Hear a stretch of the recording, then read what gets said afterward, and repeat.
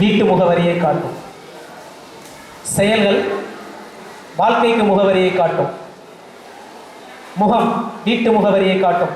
இப்போ அருணா மேம் எடுத்துக்கோங்க. Saibaba colony back side, TVS Nagar, Madurai. இது எல்லாருக்கும் தெரியும். உங்களின் செயல்கள் வாழ்க்கைக்கு முகவரி காட்டும்.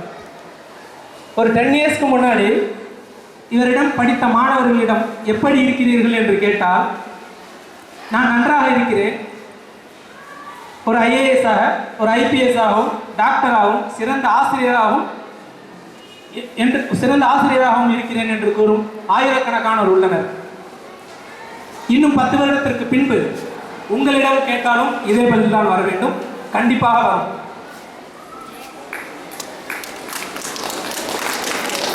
இடைப்பட்ட 20 வருட காலம்.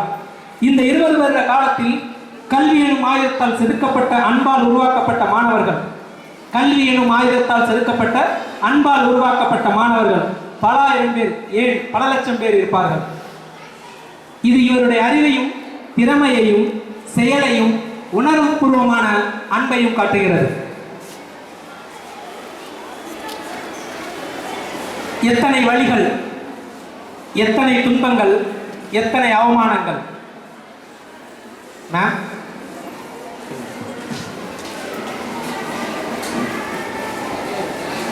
எத்தனை வழிகள், எத்தனை துன்பங்கள், எத்தனை அவமானங்கள், எத்தனை இடையூறுகள், எத்தனை கேலி பேச்சுக்கள், மனதாலும் உடலாலும் எத்தனை காயங்கள், அனைத்தையும் தாங்கி தாயாய், தந்தையாய், தோழியாய், ஆசிரியராய் உங்களை நல்ல நிலைக்கு கொண்டு வருவதையே லட்சியமாக கொண்டுள்ள இந்த அதியப்பானா பள்ளியின் அன்னையின் முகத்திற்கு முன்னால் அனைத்து மாணவர்களும் எழுந்து நின்று இந்த அரங்கமே அதிரிடும்படியான கையெழுத்துகளை கொடுப்பதே நீங்கள் அவருக்கு செய்யும் மிகப்பெரிய மரியாதையாகும்.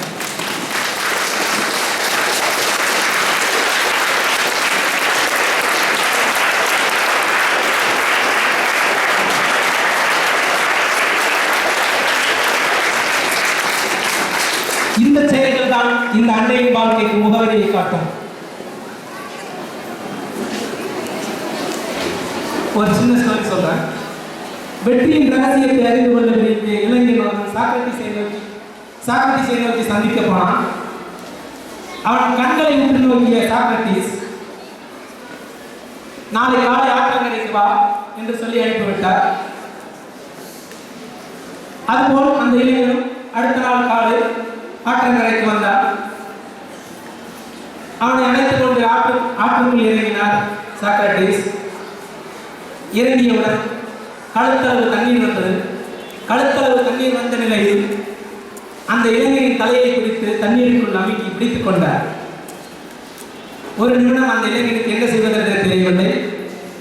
அந்த இளைஞனுக்கு காற்று வாங்க கூட முடியாமல், மூச்சு இழுக்க கூட முடியாமல் வெளியில் வர சிரமப்பட்டான். சற்று நேரம் பிடித்து சாக்ரட்டிஸ் அவன் தலையை மெதுவாக இழுத்து சற்று மூச்சு வாங்க விட்டு, இப்போது நீ எதை தெரிந்து கொண்டாய் என்று கேட்டார். இப்போது இந்த சூழ்நிலையில் எதை நீ பெற போராடினாய் என்று கேட்டார்.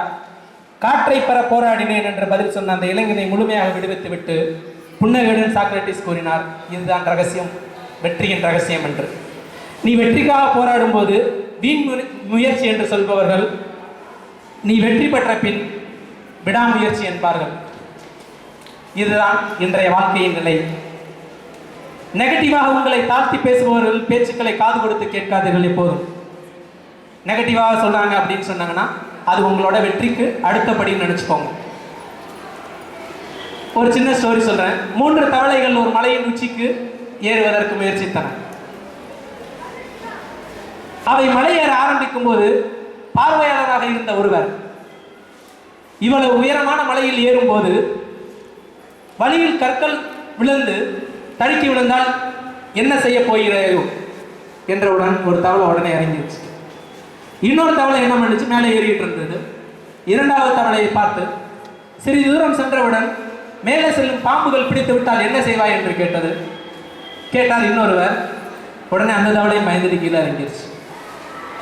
அதன் பின்பு ஒரே ஒரு தவளை மட்டும் மலையின் உச்சிக்கு சென்றது. அது உயரத்தை அடைந்து விட்டு மீண்டும் கீழே இறங்கியது. அப்போது அருகில் இருந்த ஒருவர் உன்னால் மட்டும் எப்படி இந்த மலையின் சிகரத்தை அடைய முடிந்தது என்று கேட்டார். அதற்கு அந்த தவளை, எனக்கு காது கேட்காது என்றது. நம் வாழ்வில் இந்த தவளையை போல இருந்தால்தான் சில நேரங்களில் நம்மால் ஜெயிக்க முடியும். நீங்கள் நல்ல மதிப்பெண் பெற்று உயர்ந்தால் அது உங்களுடைய பெற்றோருக்கு மட்டும் பெருமை அல்ல, அந்த அளவிற்கு உயர கல்வி எனும் அறிவுக்கண்ணை திறந்து வைத்த இந்த பள்ளிக்கும் ஆசிரியர்களுக்கும் பெருமையும் பெரும் பங்கும் உண்டு. வாழ்க்கை ஒரு கணிதம்தான். வாழ்க்கை ஒரு கணிதம்தான். கணிதம் ஒரு புதிர், வாழ்க்கையும் ஒரு புதிர். கணிதம் ஒரு புதிர், வாழ்க்கையும் ஒரு புதிர். சிலருக்கு விடை கிடைத்து விடுகிறது, சிலருக்கு விடை கிடைக்காமலே போய்விடுகிறது. அதற்காக ஒருபோதும் சோர்ந்து விடாதீர்கள். நம்ம மேக்ஸ்ல யூஸ் பண்ற பேசிக் சிம்பல் இருக்கு இல்லையா, நல்லவற்றை கூட்டிக்கொள் பிளஸ், தீயவற்றை கழித்துக்கொள் மைனஸ், அறிவை பெருக்கிக்கொள் மல்டிப்ளை, நேரத்தை வகுத்துக்கொள் டிவிஷன், வெற்றி தோல்வியை சமமாக கொள் ஈக்குவல். வாழ்க்கையை நேசிப்பவர்கள் நேரத்தை நிச்சயமாக நேசிப்பார்கள். ஏனெனில் வாழ்க்கை நேரத்தால் ஆனது. நேரத்தின் மதிப்பு தெரியுமா? அப்படியானால் வாழ்க்கையின் மதிப்பும் தெரியும். நேரத்தின் மதிப்பு என்னவென்று தெரிய 9 வழிகள் இருக்கின்றது. ஒரு மில்லி செகண்டின் மதிப்பு என்னவென்று ஒலிம்பிக் போட்டியில் வெள்ளிப்பதக்கம் வென்றவரை பார்த்து கேளுங்கள் சொல்வார். ஒரு மில்லி செகண்டின் மதிப்பு என்னவென்று ஒலிம்பிக் போட்டியில் வெள்ளிப்பதக்கம் வென்றவரை கேளுங்கள், அவர் கூறுவார் உங்களுக்கு பதிலை. ஒரு வினாடியின் மதிப்பு என்னவென்று விபத்தில் உயிர் பிழைத்தவரை பார்த்து கேளுங்கள், அவர் சொல்வார் உங்களுக்கு விடை. ஒரு நிமிடத்தின் மதிப்பு என்னவென்று தூக்கிலிடப்படும் கைதியை பார்த்து கேளுங்கள், அவர் சொல்வார் உங்களுக்கு விடை. ஒரு மணி நேரத்தின் மதிப்பு என்னவென்று உயிர் காக்க போராடும் மருத்துவரை பார்த்து கேளுங்கள், உங்களிடம் சொல்வார் அது என்னவென்று. ஒரு நாளின் மதிப்பு என்னவென்று அன்று வேலை கிடைக்காமல் போன தினக்கூலி தொழிலாளரை பார்த்து கேளுங்கள், என்ன சொல்வார்கள் என்று. ஒரு வாரத்தின் மதிப்பை அறிய ஒரு வார பத்திரிகை ஆசிரியரிடம் கேளுங்கள். ஒரு மாதத்தின் மதிப்பு என்னவென்று குறைப்பிரசவமான ஒரு தாயை கேளுங்கள். ஒரு வருடத்தின் மதிப்பு என்னவென்று தேர்வில் தோல்வியடைந்த மாணவனை பார்த்து கேளுங்கள். ஒரு வாழ்வின் மதிப்பு என்னவென்று உலக சாதனையாளரிடம் கேளுங்கள், அவர் சொல்வார் தெளிவான பதிலை. நிராசையாய் போனாலும் பரவாயில்லை, எப்போதும் உயர்ந்த இடத்தை குறிவையுங்கள், உயர்ந்த இலக்குகளை குறிவையுங்கள், வெற்றி உங்களுக்காக.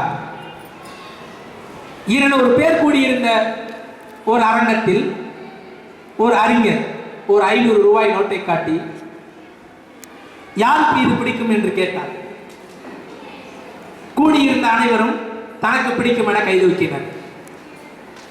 உங்களில் ஒருவருக்கு இந்த 500 ரூபாயை தருகிறேன் நான், அதற்கு முன் என சொல்லி அந்த 500 ரூபாயை கசக்கி சுருட்டி பின் சரிப்படுத்தி இப்போது யாருக்கு இது பிடிக்கும் என்று கேட்டார். அப்போதும் அனைவருமே கையை தூக்கினர். மீண்டும் அந்த நோட்டை எடுத்து காலால் மிதித்து அழுக்குப்படுத்தி மீண்டும் சரி செய்து இப்போது இந்த நோட்டு யாருக்கு பிடிக்கும் அப்படி என்று கேட்டார். அப்போதும் அனைவரும் கையை தூக்கினர். அவர் தொடர்ந்தார், கேவலம் ஒரு 500 ரூபாய் தான், பல முறை கசக்கியும் மிதிக்கப்பட்டும் அழுக்கடைந்தும் அந்த மதிப்பை இழக்கவில்லை. ஆனால் மனிதர்களாகிய நாம் அவமானப்படும் போதும் தோல்விகளை சந்திக்கும் போதும் மனமுடைந்து போய் நம்மை நாமே தாழ்த்திக் கொள்கிறோம். நம்முடைய மதிப்பு என்றைக்கும் நமக்கு தெரிவதில்லை. ஆனால் நம்முடைய மதிப்பு நம் என்றைக்குமே குறைவதில்லை. இவ்வுலகில் உள்ள ஒவ்வொருவருக்கும் தனித்தன்மை இருக்கு, அதன் மதிப்பு என்றைக்கும் குறைவதில்லை. துயரத்தை தாங்கிக் கொண்டுதான் உயரங்களை எட்டி பிடிக்க முடியும். துயரத்தை தாங்கிக் கொண்டுதான் உயரங்களை எட்டி பிடிக்க முடியும். எல்லையற்ற வானமே எனது எல்லை என்று வாழ்க்கை கூட்டை கட்டுங்கள். 1/2 லிட்டர் தேனை சேகரிக்க இந்த தேனீக்கள் 20 லட்சம் மலர்களை தேடி செல்கிறது. 1/2 லிட்டர் தேனை சேகரிக்க இந்த தேனி 20 லட்சம் மலர்களை தேடி செல்கிறது. அதுபோல் நாம் நம் இலக்கை அடைய, லட்சியத்தை அடைய விடாமுயற்சி செய்ய வேண்டும். ஈரம் இருக்கும் வரை இலைகள் உதிர்வதில்லை, நம்பிக்கை இருக்கும் வரை நாம் தோற்பதில்லை. நம்பிக்கை உள்ளவர்களிடம். நன்றி.